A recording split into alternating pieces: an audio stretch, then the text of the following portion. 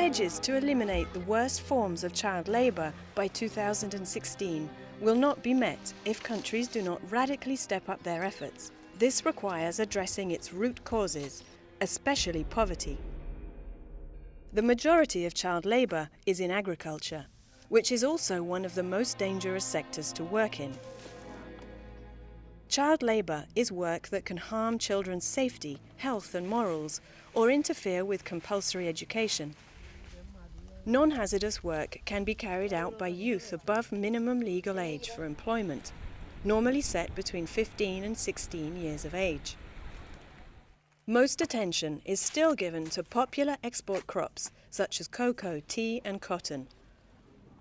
And little has been done to address family-based child labour in other agricultural situations.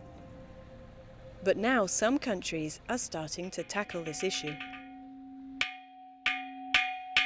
These children in a coastal village in southern Cambodia are attending school instead of going fishing.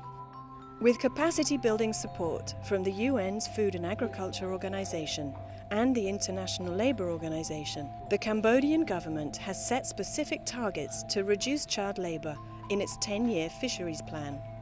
It also incorporated child labour prevention in its fisheries code of conduct. Working closely with fishing communities, the government has started to address the root causes of child labour. It is important to bring up all stakeholders and the local people, especially the fishermen and the member of the community fishery, to discuss and provide their idea how is their view and perception for the brighter future for small-scale fishery in Cambodia through the community fishery management. Family-based child labour in Cambodia is widespread, and many poor fisher families cannot afford to send their children to school. If they continue to use their children, so their children will be uneducated, and then deal in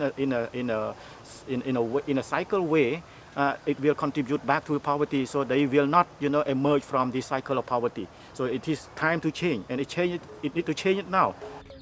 Here in Kep Thmei village, change is taking place. Fisherwoman Cow Diary no longer sends her children to work. Before we didn't have any support from the fisher organization, but now we get help, which makes it possible for me to send my children to school. Reducing child labour is not only about safeguarding children, but also about creating a better future for them, their communities, the agricultural sector and the country as a whole. Finding sustainable solutions requires effective collaboration between many different actors. Dealing with family-based child labour is not the strength of the Ministry of Labour when working in isolation. In collaboration with the Ministry of Agriculture, Forestry and Fisheries, they can get access to this group of beneficiaries that they would not otherwise have access to.